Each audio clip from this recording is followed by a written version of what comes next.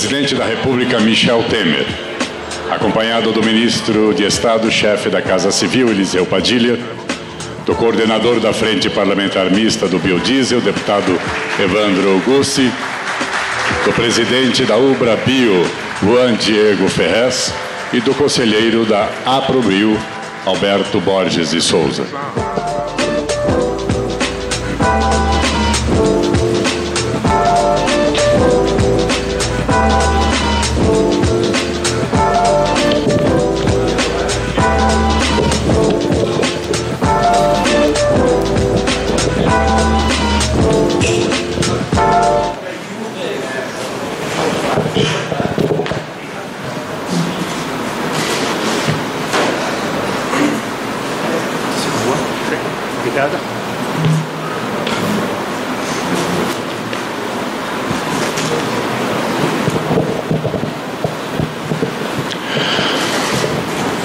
Dando início a esta cerimônia, ouviremos as palavras de boas-vindas do conselheiro da Associação dos Produtores de Biodiesel do Brasil, a Aprobio, Alberto Borges de Souza.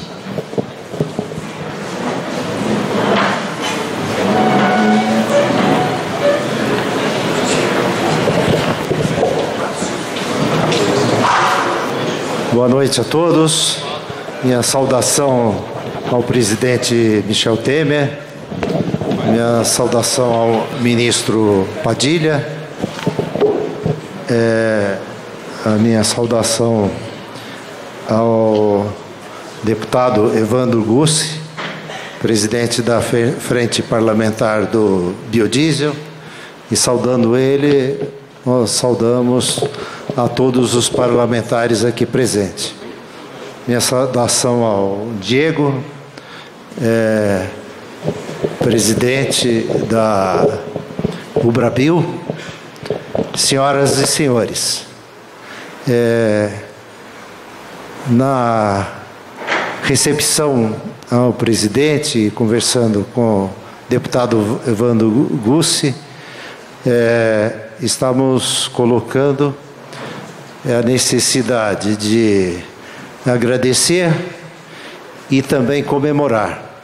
E é isso que nós estamos tendo a oportunidade de fazer no dia de hoje. Então, nosso agradecimento ao presidente, ao ministro Padilha, ao todo o Ministério de Minas e Energia e todas as autoridades que se envolveram ao longo do mandato do presidente Michel Temer para crescer a utilização do biodiesel.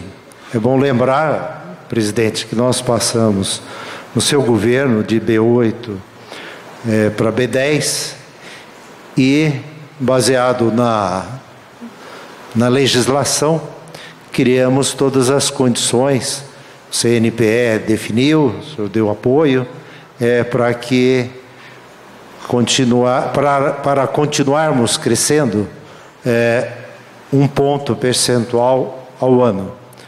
Ou seja, passando para B11 em 2019 e assim por diante, até chegar em B15 em 2023. Ao mesmo tempo,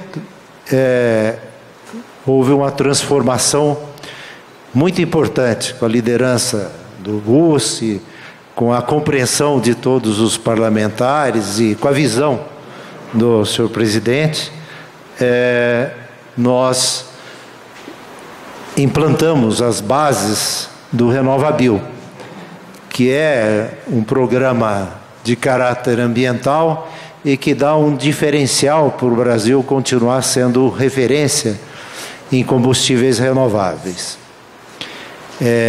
Então, reforçamos a nossa gratidão ao presidente, a toda a equipe do Ministério de Minas e Energia e aos parlamentares. Muito obrigado, um abraço a todos.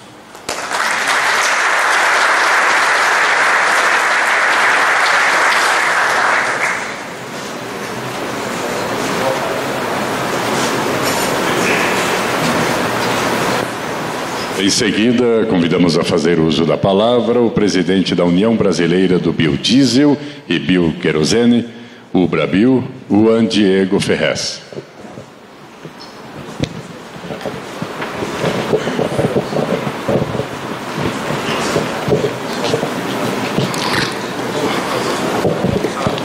Excelentíssimo senhor presidente Michel Temer, senhores ministros, senhores senadores, deputados federais, senhores dirigentes de entidades e de empresas da agroindústria. Enquanto dá bom,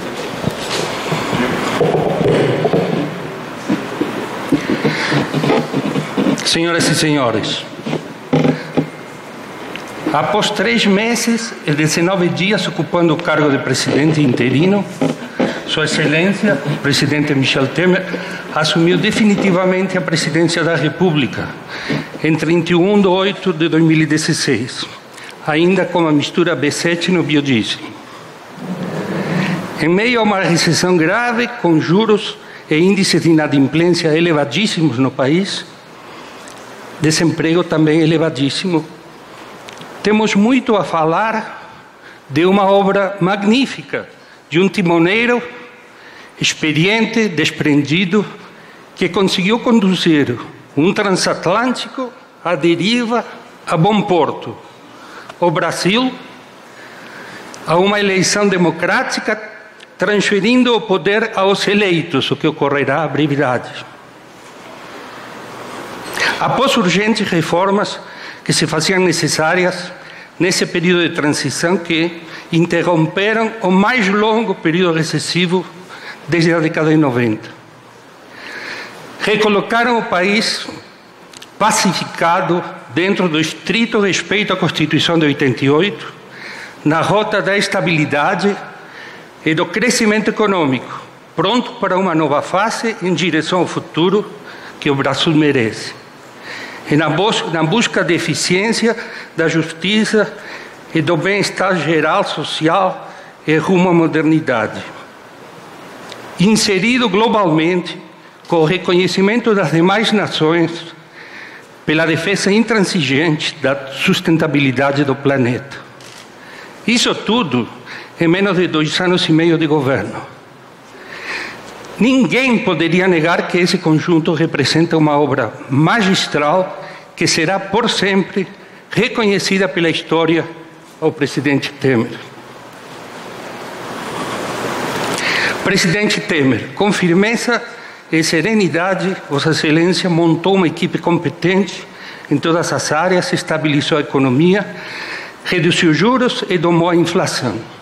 Com muito esforço, aprovou a reforma trabalhista, a PEC do teto dos gastos, o refis, a reforma da educação do ensino médio, a renegociação da dívida dos estados, promoveu a diminuição de ministérios, dos cargos de confiança e muitos outros feitos sem os quais a transição virtuosa não poderia ter se viabilizado. Dentro de todas as realizações em tão curto prazo, destacam-se também os feitos na área de energia. Foram retomados os leilões de petróleo pela ANP e definidas condições adequadas de segurança regulatória e legal para a retomada dos investimentos privados. Foram realinhadas as bases para a reconstrução do setor de gás natural, retomada do setor de distribuição de energia elétrica, da promoção da energia eólica e fotovoltaica, dos investimentos em energia nuclear e, finalmente, a sua maior obra, a formulação, a aprovação de diretrizes e a aprovação do RenovaBio. A Política Nacional de Biocombustíveis, Lei 13.576, de 26 de 12 de 2017. Sem subsídios, equacionando o processo de descarbonização sem a criação de novos impostos, simplesmente criando um programa de certificação de eficiência energética e ambiental para promover ganhos de produtividade, redução de custo e redução de preço ao consumidor. Totalmente sintonizados com os objetivos e compromissos do Brasil no Acordo do Clima.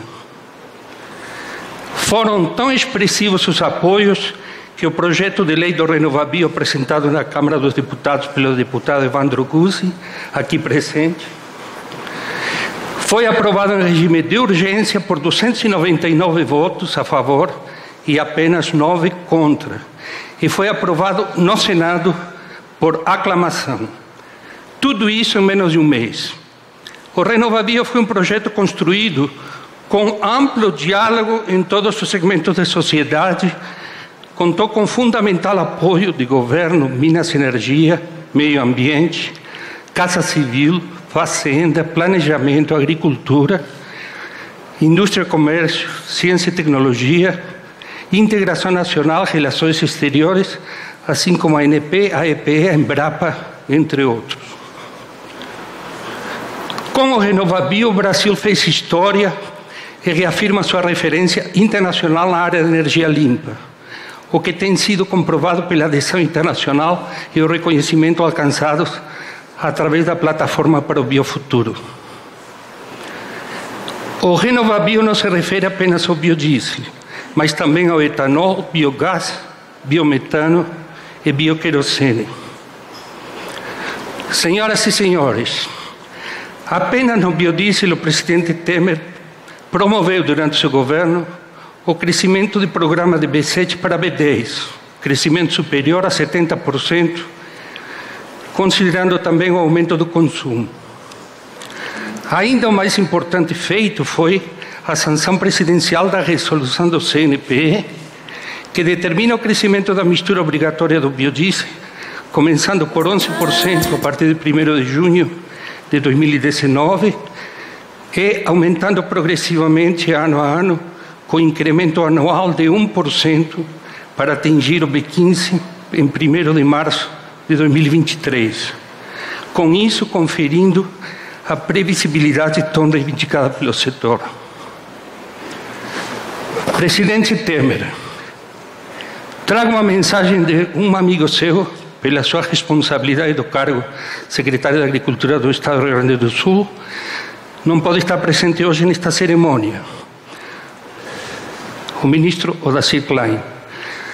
As oportunas palavras empregadas pelo ministro Odacir Klein são muito fiéis ao meu pensamento pessoal e refletem os sentimentos de estima, consideração e admiração de todos os presentes que justificam esta homenagem. Por isto, peço vênia para fazer a leitura textual. Estimado Juan Diego Ferrez, que sou eu, por acaso, cumprimento o Bravio pela iniciativa de homenagear o presidente Michel Temer. O gesto demonstra a postura de uma organização que não busca somente ver atendidos os seus pleitos pelos governantes, mas também reconhece as decisões tomadas, além do interesse corporativo, em favor do Brasil e dos brasileiros. O presidente Michel Temer não apenas no exercício da presidência da República, mas nas outras posições ocupadas anteriormente, sempre defendeu os avanços no Programa Nacional de Produção e Uso de Biodiesel. Como chefe do Executivo, garantiu o aumento paulatino da mistura obrigatória ao óleo diesel para chegar futuramente aos 15%, que já foi uma grande conquista para o setor. Se tiver oportunidade, rogo transmitir ao presidente Michel Temer o que houve, também o meu reconhecimento pessoal pelas medidas que encaminhou e pelas decisões que tomou. Repito que achei nobre o gesto da homenagem ao final de governo. Entendo que isso não se constitui apenas no reconhecimento à pessoa, mas a demonstração ao futuro governo que no interesse público essa postura precisa ter prosseguimento. Ao homenagear a pessoa, a entidade também está afirmando e defende a continuidade do legado. Um afetuoso abraço, Odacir Klein. Finalizando, senhor presidente, conte conosco, senhor presidente, da mesma forma que o Brasil continuará contando com Vossa Excelência. O lugar de honra na história desse país, Vossa Excelência já conquistou. Mas nessas turbulências democráticas, que cada vez mais se apaciguarão, dando lugar a uma nova sociedade, cada dia mais justa, mais desenvolvida e também mais lúcida, já navegamos bem, mesmo com ventos tormentosos, em grande parte graças à liderança firme com que o senhor soube nos conduzir nestes 2 anos, um pouco mais, de transição. Por um estreito rochoso e mar agitado, de volta aos ventos favoráveis e com uma nova amplitude de um mar mais calmo, o Brasil colherá os resultados dessa transição difícil, hoje superada.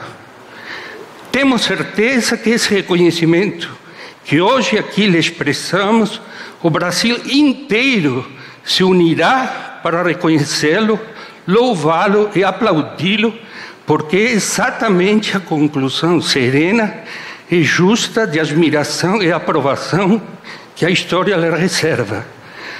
Passados os dissabores das divisões, das lutas irracionais e dos momentos amargos pelos quais o destino nos escolheu, ao Senhor e a nós,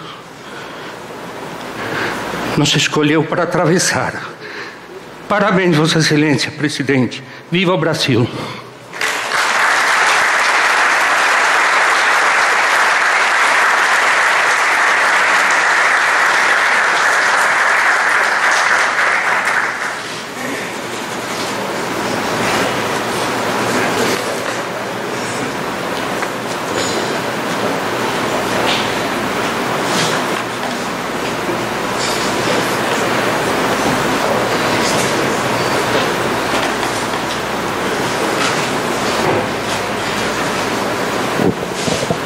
Nesse instante fará uso da palavra o coordenador da Frente Parlamentar Mista do Biodiesel, deputado Evandro Gussi.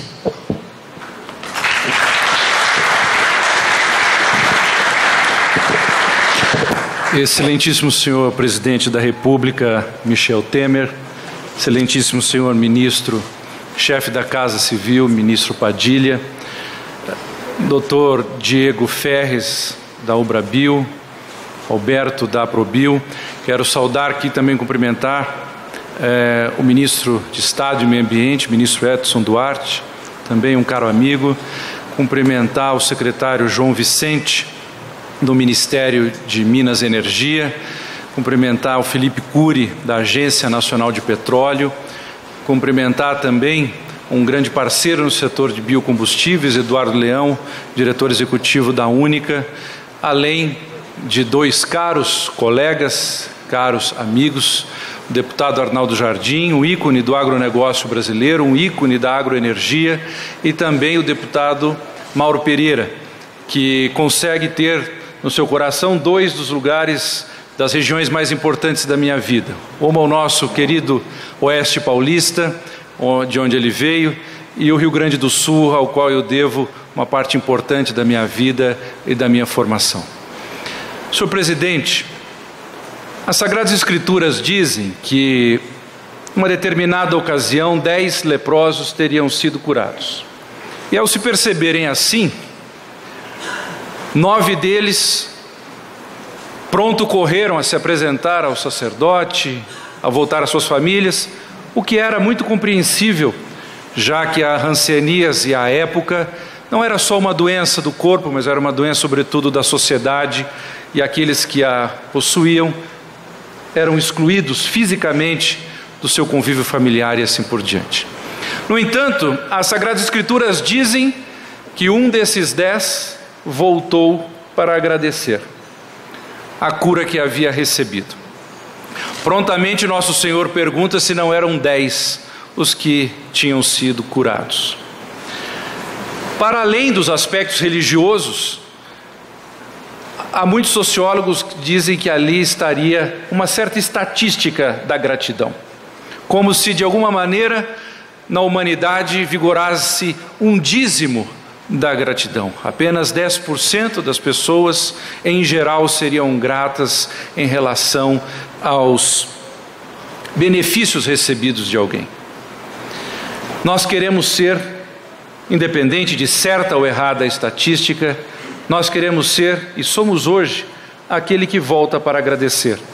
Agradecer não simplesmente um benefício de um setor, porque não foi isso que aconteceu. O caminho dos biocombustíveis no Brasil, hoje falamos pelo biodiesel, há pouco tempo atrás Vossa Excelência recebeu também uma justíssima homenagem do setor sucroenergético em São Paulo, e assim de todo o setor. Somos gratos em nome dos brasileiros pelo trabalho exitoso, primoroso e abnegado que Vossa Excelência, ao lado de um dileto time, cujo capitão poderíamos sem dúvida dizer que é o nosso querido ministro Padilha, e que também ao qual nós queremos estender essa homenagem num regime de justiça.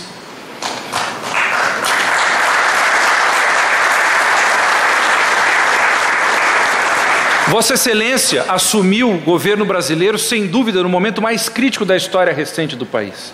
As turbulências que viam já havia alguns anos, se acentuavam, se acrescentavam, e não eram poucos os que temiam, com justiça, uma certa ruptura do tecido social brasileiro. É nesse momento, lembram os portugueses, dos grandes protagonistas da navegação global, e que é justamente a tormenta que prova o bom timoneiro. E Vossa Excelência, provado como ouro durante o fogo, mostrou o valor que aqueles que já o conheciam há muito tempo sabiam que lhe era próprio, e aqueles que lhe conheceram, sobretudo nessa jornada, passaram a nutrir a mais profunda e a mais sincera admiração por Vossa Excelência. O seu perfil, o perfil de Vossa Excelência, de um radicalismo democrático, eu diria, no diálogo com os cidadãos brasileiros, no respeito irretocável aos seus legítimos representantes, compostos no Congresso Nacional, lembra as mais excelsas figuras da República, mas não só dela, também do Império Brasileiro. Eu gostaria de, rapidamente, lembrar um traço de nossa história do qual eu sempre me lembrei olhando o modo como o senhor tratava o parlamento brasileiro. Ao que consta, quando Dom Pedro II foi deposto, preso e expulso do Brasil, o Marechal Deodoro, muito ressentido, porque os seus estudos foram pagos pela despesa pessoal do imperador, o Marechal Deodoro, o primeiro presidente da República, tinha sido instado a ir dizer ao imperador o que logo mais lhe sobreviria. E segundo consta, Deodoro disse: eu não irei, porque se eu disser ao velho, ele chorará, e eu chorarei com ele. Dizia isso porque havia sido o imperador, às suas próprias expensas, quem teria pagado os seus estudos durante toda a vida. Mas ainda assim, na madrugada, porque foi assim que o imperador foi retirado, sob pena de termos uma revolta no Rio de Janeiro, Deodoro da Fonseca manda um emissário ao imperador que, dentro do navio, pronto para a partida, lhe levava o equivalente a 4,5 toneladas de ouro, equivalentes a uma certa indenização pelos serviços prestados. E o imperador logo perguntou: de onde vem esse dinheiro? O emissário responde: é do Tesouro Nacional. E o imperador logo lhe contradiz: mas ele foi aprovado pela Assembleia Nacional, pelos legítimos representantes do povo? E o emissário disse: não, é um decreto do próprio Marechal Deodoro da Fonseca. Então eu não posso receber, porque eu daria a minha vida para que nenhum vintém do dinheiro dos cidadãos brasileiros fosse a ele dada qualquer destinação sem a aprovação dos seus legítimos representantes. Era tão grave e paupéria a situação do imperador que pouco tempo depois a sua esposa vem a falecer em Lisboa. E tão pobres se encontravam naquele momento que o sepultamento da imperatriz do Brasil até então foi custeado por um português rico de então. Dom Pedro II termina a sua vida num hotel de segunda ou terceira categoria em Paris. Mas um fato chama a atenção quando falece. O governo francês decide que ele seria enterrado, sepultado com honras de chefe de Estado. E com exceção do embaixador brasileiro, mais de 300 grandes autoridades que se encontravam em Paris, todas acorreram ao sepultamento do imperador. Bonito é, senhor presidente, que nós não esperamos e nem precisamos esperar esses momentos como do passamento do imperador para reconhecer o valor que homens públicos têm. Vossa Excelência, no trato com o Parlamento, no zelo pelos recursos públicos, na busca pelo equilíbrio fiscal brasileiro, que tem dado as condições para nós termos hoje um horizonte de esperança de crescimento, só o fez pelo seu radicalismo democrático, expressão que Vossa Excelência poderia, e se me permite, na ousadia juvenil dizer, levar no seu coração. De fato, um democrata no sentido mais radical da palavra.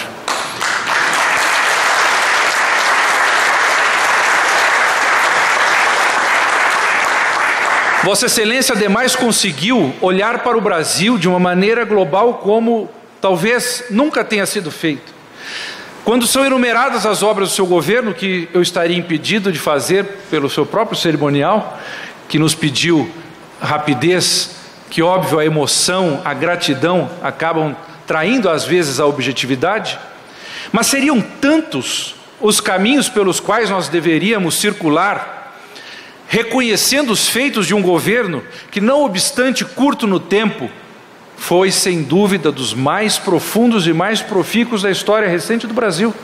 Em todas as áreas, no meio ambiente, na energia, na infraestrutura, na desburocratização, só de imaginar que os brasileiros nos órgãos públicos não dependerão mais de reconhecimento de sua assinatura, ou seja, um Brasil que confia nos seus cidadãos.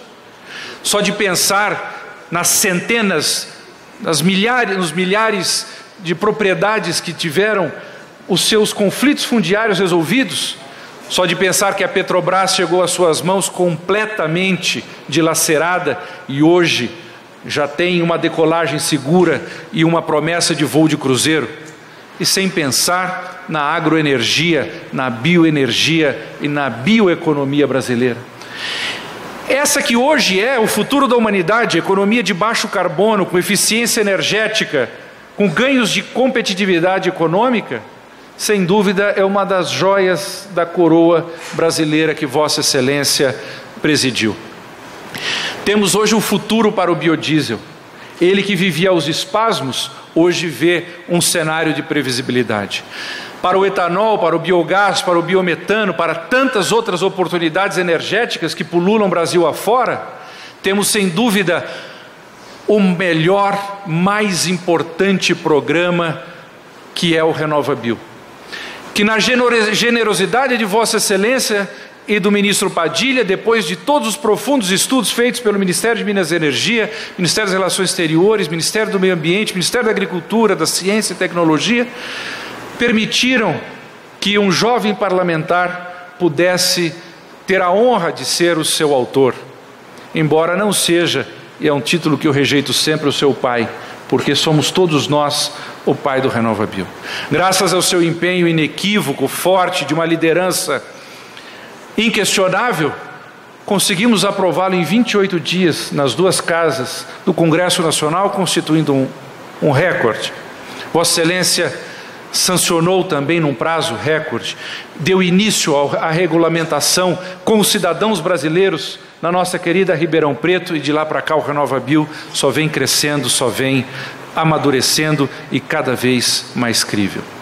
Senhor presidente, em geral nós sabemos que a política não é julgada por eleições, ela é julgada pela história. Sem dúvida, um dos maiores estadistas do século XX, Winston Churchill, perdeu as eleições depois de ter ganhado a Segunda Guerra Mundial. No entanto, Vossa Excelência acho que pode se considerar um homem agraciado, um homem abençoado, porque o Brasil não está esperando terminar o mandato de Vossa Excelência para perceber o nível de coragem, o nível de abnegação e, sobretudo, o nível de amor que Vossa Excelência nutriu, nutre e, sem dúvida, nutrirá até o seu último dia por essa pátria. Prova disso é o número enorme de membros do seu staff que hoje é aproveitado no governo federal, em inúmeros governos estaduais, entre eles o estado de São Paulo, que recebe nada mais e nada menos de 4 ex-ministros de Vossa Excelência. Ou seja, isso é a prova de um governo que deu certo. Um governo que, mais do que dar certo, tem hoje as suas principais pautas lançadas como sementes, e digo isso em relação à reforma da Previdência, pela qual Vossa Excelência tanto lutou, tanto sofreu, e pela qual tanto foi injustiçado. Mas é assim também com árvores frondosas. Às vezes não são elas mesmas a oferecer os frutos. Elas muitas vezes se dignam a lançar as sementes que em terrenos às vezes mais férteis poderão aí sim nutrir aqueles que delas dependem. Senhor Presidente, eu sem dúvida, como membro do Parlamento até 31 de janeiro, me sinto um privilegiado de ter servido a minha pátria, servido o meu país. Eu posso lhe dizer que a política, eu gostaria de ter oferecido à política um pouco do muito que ela me ofereceu. A oportunidade de conhecer homens e mulheres extremamente valorosos, de perceber que nosso país não nasceu ontem e que não terminará amanhã. Foi uma honra, sem dúvida, a partir do Parlamento, mas de alguma maneira ter servido o governo de Vossa Excelência. Muito obrigado, sobretudo, pela amizade com quem tem me brindado. Obrigado a cada uma das senhoras que honram com a sua presença essa noite. Uma boa noite a todos. Obrigado.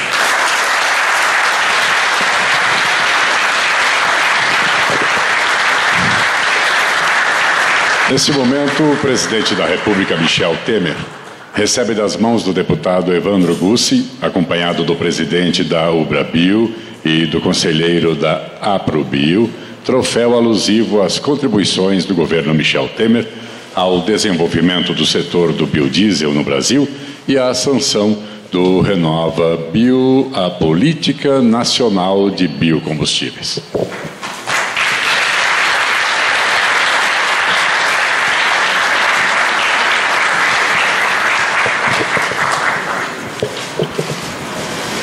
Senhoras e senhores, com a palavra o presidente da República, Michel Temer.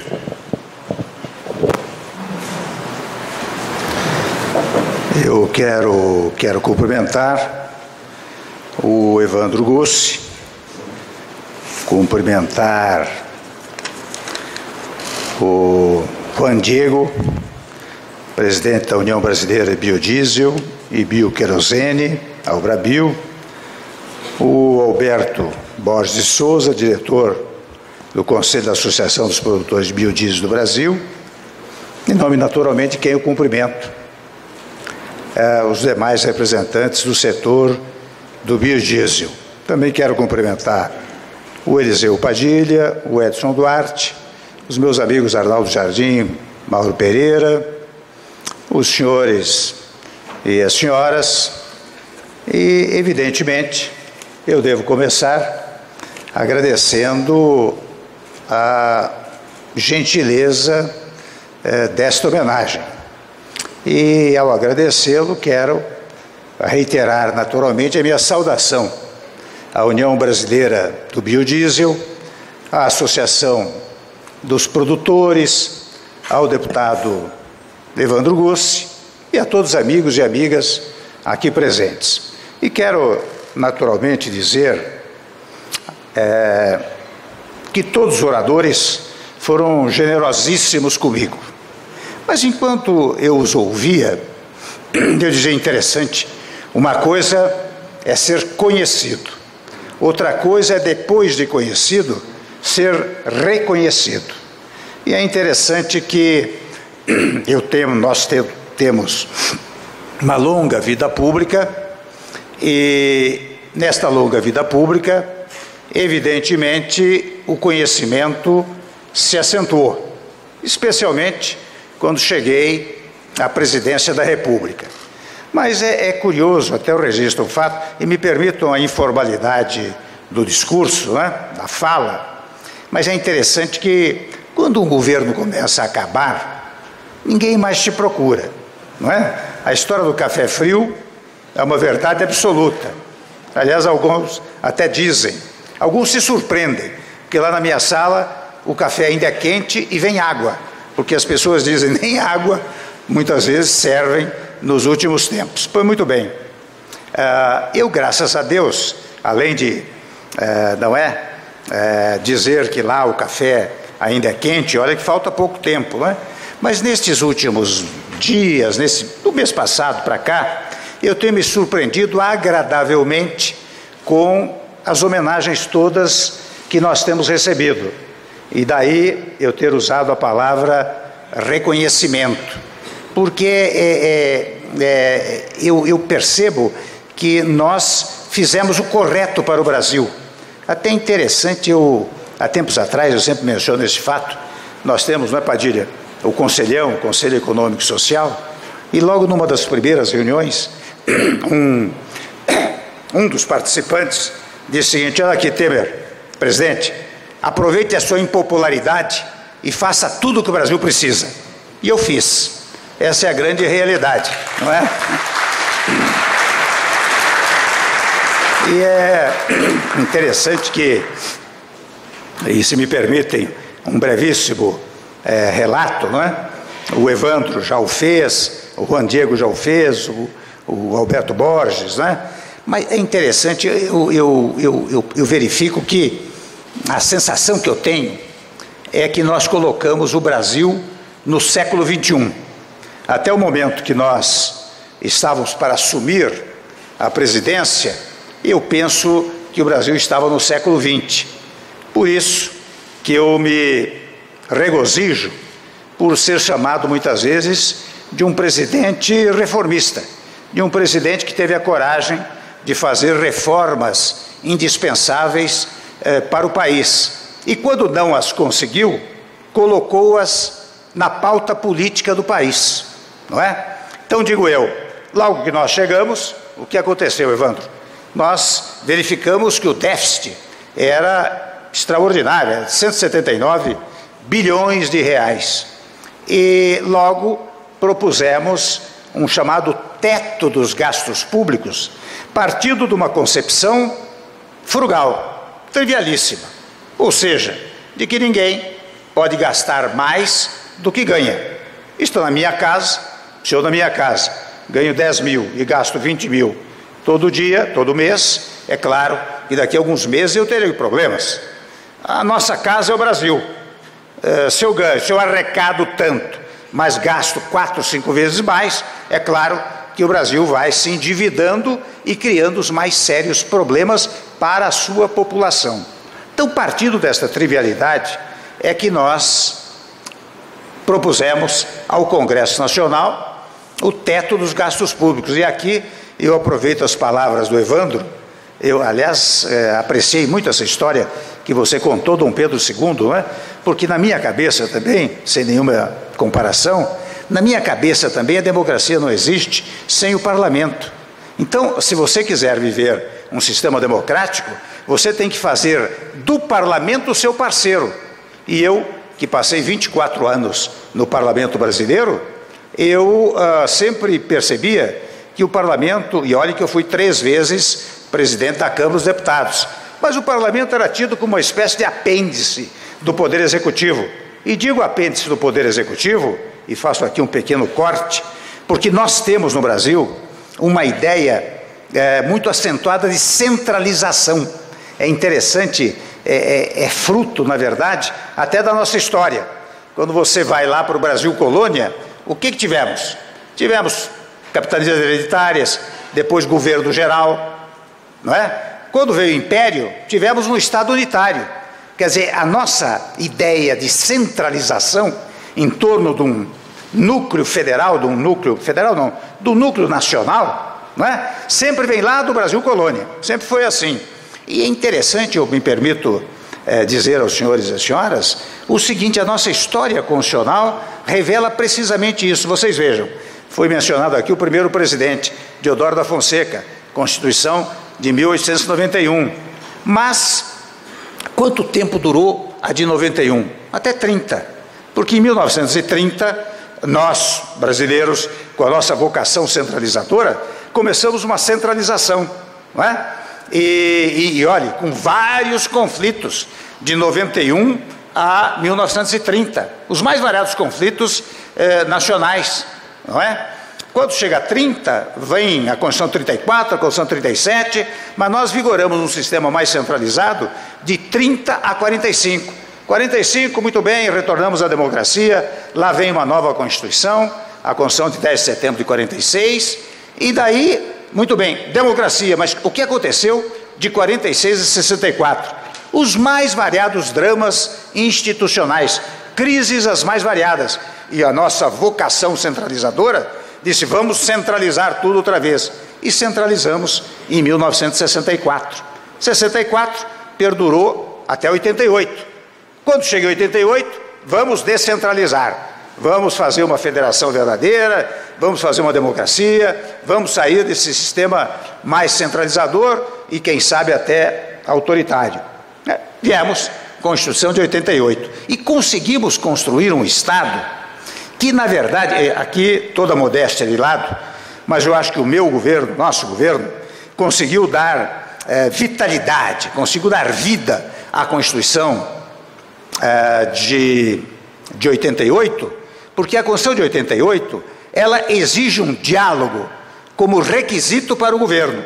Diálogo que se inicia entre o Executivo e o Parlamento, não é? E este diálogo eu estabeleci, porque eu vou dizer a vocês, aos amigos e amigas, não é fácil conseguir uma emenda constitucional para dizer que se vai gastar menos, porque a nossa tendência sempre é querer gastar mais, não é? Eu próprio, como governante, apreciaria imensamente gastar à vontade.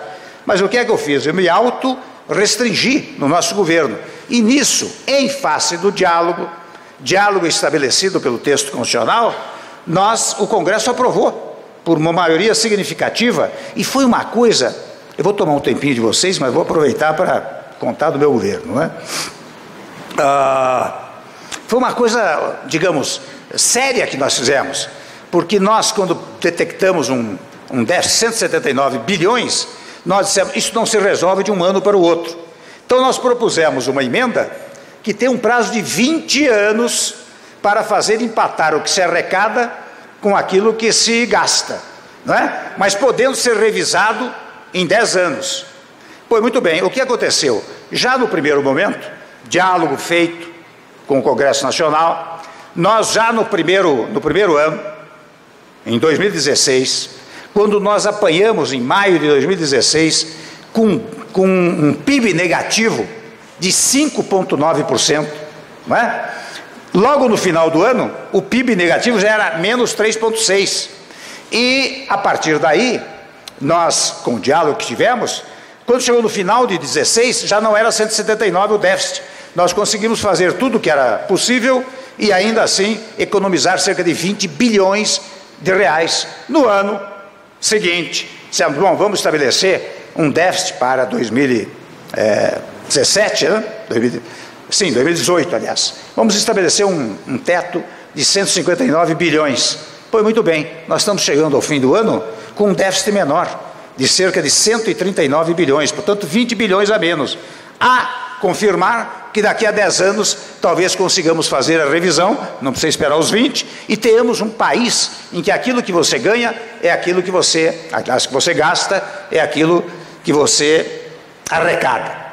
Mas nisto, meus amigos, minhas amigas, foi fruto do diálogo com o Congresso Nacional e diálogo com a sociedade. Porque o diálogo da sociedade é que permitiu que nós fizéssemos uma modernização trabalhista que era esperada há anos e anos seguidos e não se conseguia.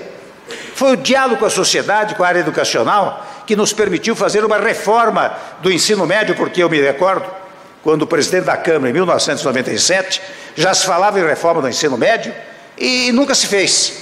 Quando nós chegamos ao governo, conseguimos realizar a reforma do ensino médio. Convenhamos, como lembrava o Evandro, empresas estatais como Petrobras, mesmo Banco do Brasil, mas Petrobras especialmente, que era um orgulho nacional, era quase há 3, 4 anos atrás uma espécie, se me permitem a palavra mais forte, era quase um palavrão, não é?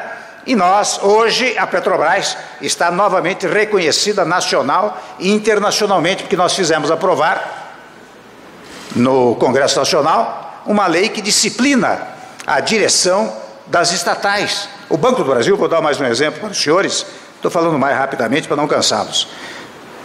Para dar mais um exemplo, o Banco do Brasil, quando chegamos, a ação valia R$15, hoje vale R$45. Portanto, o patrimônio público aumentou 3 vezes. Se era 35 bilhões, passou a ser 110 bilhões de reais o patrimônio público. Tudo isso, como disse o Evandro, disseram todos, num governo de menos de 3 anos, 2 anos e 7 meses. Não é? Interessante, de um lado, o diálogo, de outro lado, a ideia da responsabilidade. E responsabilidade, de um lado, social, de outro lado, fiscal. A fiscal veio por essa questão que eu estou acabando de mencionar, relativa ao teto dos gastos públicos. Mas a social, nós não abandonamos, ao contrário, nós aprimoramos. Nós sabemos que nós temos gente pobre no país. Por isso, é interessante, o Bolsa Família, e aqui eu faço mais um corte. Todo governo que chega, ele quer destruir tudo que o governo passado fez. Eu não fiz isso. Os programas que eram úteis, eu mantive. E sobre mantê-los, eu ainda os valorizei.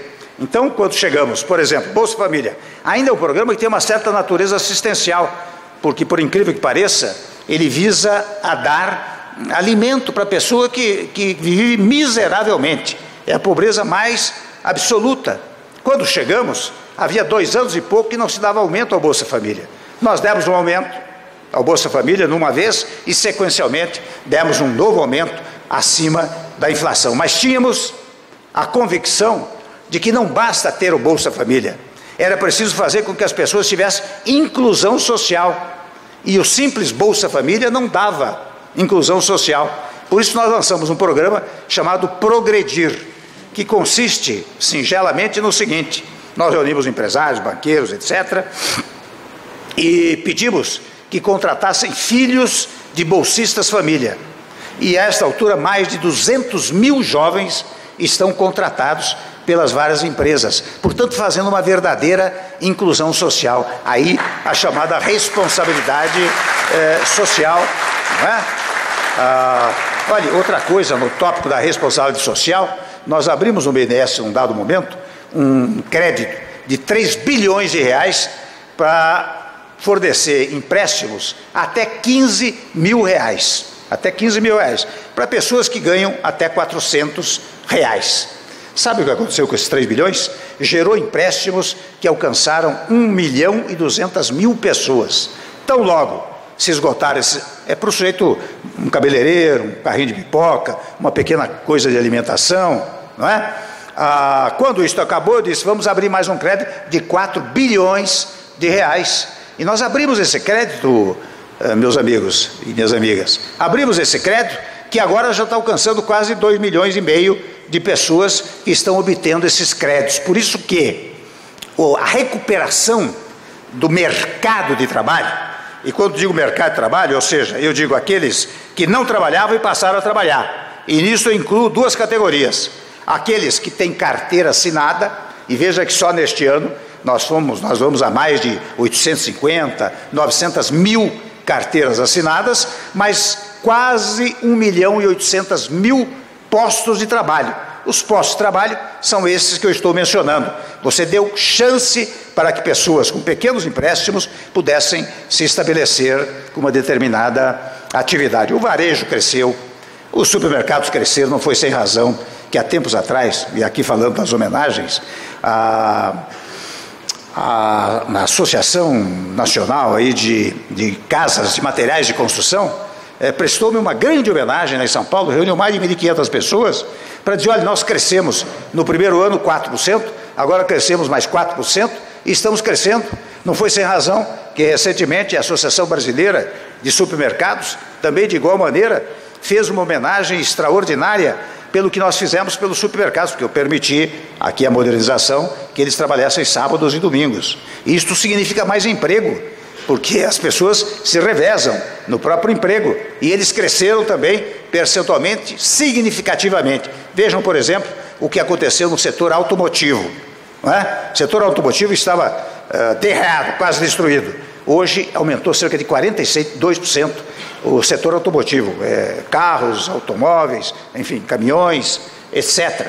Tudo isso fruto deste panorama que nós construímos no país. Agora, para finalizar, já vim, estou exagerando um pouco, mas para finalizar, a questão do biocombustível, do biodiesel, desta coisa extraordinária que tem sido, viu, Evandro, tem sido objeto, ainda agora no G20, em Buenos Aires, 4 chefes de Estado me falaram desta conquista que nós fizemos aqui no Brasil. E não é sem razão que está aqui o Edson Duarte, que é do meio ambiente, porque isso também favorece o meio ambiente, não é? Foi algo muito bem pensado, até mesmo nesse setor. Aliás, mais um caso, já termino logo, mais um caso. Num dado momento, detectei que havia contas inativas do Fundo de Garantia por Tempo de Serviço. Quem é que desfrutava desse dinheiro? O poder público. Eu disse, meu Deus do céu, com famílias aqui passando dificuldades, trabalhadores, não é? E esse dinheiro sendo desfrutado apenas pelo poder público, vamos liberá-lo. E liberei as contas inativas, que colocou no mercado 44 bilhões de reais, sobre mais. Nós dissemos, vamos melhorar o rendimento do Fundo de Garantia por tempo de serviço, e dobramos o rendimento. E a dobra desse rendimento permite que, como permitiu agora 6 meses atrás, que nós entregássemos 6 bilhões e 200 milhões, metade dos rendimentos ficam no banco, a outra metade distribuída para os trabalhadores. O PIS-PASEP, convenhamos, quando chegou a Constituição de 88, o PIS é a contribuição dos trabalhadores da iniciativa privada e o PASEP dos trabalhadores da iniciativa, do setor público. Isso parou em 1988, em 5 de outubro de 88, dinheiro lá depositado, não é? Quando o dinheiro é do trabalhador. Liberamos o PIS-PASEP, isso está colocando no mercado mais de 20 bilhões de reais. Então, são atos aparentemente singelos que trouxeram uma nova fisionomia para o Brasil. Mas aqui eu quero fazer um registro. Em todos os locais onde eu vou, eu percebo um otimismo extraordinário com o Brasil, nas viagens internacionais, um interesse pelo Brasil, de investir no nosso país, e entusiasmados. Quando eu falava com o presidente Macri, há tempos atrás, lá em Lima, ele me disse, o Temer, como é que você conseguiu fazer a reforma trabalhista e essa inflação? Convenhamos, a inflação, né? A inflação caiu de 10,28% para menos de 4%, os juros de 14,25% para 6,5%. Quando eu falo nisso, isso tem significado no tocante à dívida pública, porque se o juro é de 14,25%, a dívida pública aumenta enormemente. Se é 6,50%, é menor a dívida, não é? Então, tudo isso nós conseguimos fazer neste curtíssimo período. E vou dizer uma coisa, eu sinto que no Brasil nós somos um pouco pessimistas. Interessante, nós, ao invés de nos envaidecermos, de dizer estamos crescendo, o Brasil tem potencialidades extraordinárias. Nós somos um celeiro que alimenta o mundo, no setor agropecuário, no setor do agronegócio, um celeiro que alimenta o mundo. Ainda há poucos dias, numa reunião do BRICS, lá antes do G20, eu até a pedido do Padilha e do Turra, né? Eu tive a oportunidade de conversar um pouco com o presidente Xi Jinping da China. Lá houve peste suína, e eu disse, presidente, nós queremos aumentar as nossas cotas de carne suína para a China. Ele mandou anotar imediatamente, vai examinar. Então nós estamos podendo alimentar o mundo, e nós não podemos ter pessimismo, porque o pessimismo traz más energias, não é verdade? O otimismo carrega boas energias. Então eu sou cada vez mais otimista. Aliás, quando eu recebo uma homenagem desta natureza, é claro que eu digo, puxa, valeu a pena fazer o que nós fizemos, porque eu saio do governo daqui a um mês com a alma confortada. Eu saio animado naquela expressão que eu digo que vem de ânima, quer dizer, vem de alma, né? Eu saio com a alma envaidecida, entusiasmada, não é? E por isso que eu quero dizer aos senhores e às senhoras que, sem embargo de trabalhar das 8 às 10, 11 horas da noite, todo dia, momentos como esse são extremamente compensadores. E olha que não foi fácil. Primeiro, a oposição política que se fez ao meu governo foi feroz, não foi brincadeira. Mas eu ignorei, nós ignoramos. Depois a oposição moral, porque quando perceberam a tentativa para derrubar o governo, vocês todos acompanharam. A tentativa foi cruel, feroz. Aliás, alguém me dizia hoje, prezado Juan, prezado Alberto, prezado Evandro, que jamais um presidente foi tão atacado, embora todo presidente seja, mas tão atacado, tão vilipendiado como o nosso governo. Mas nós resistimos e nós estamos terminando o governo, graças a Deus, vitoriosos.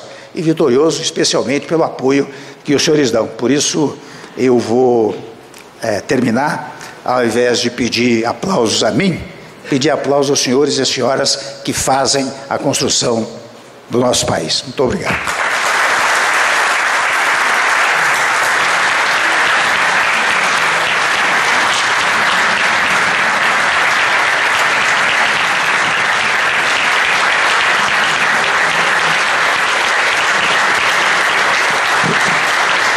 Está encerrada essa cerimônia. Convidamos todos para o jantar em homenagem ao senhor presidente da República.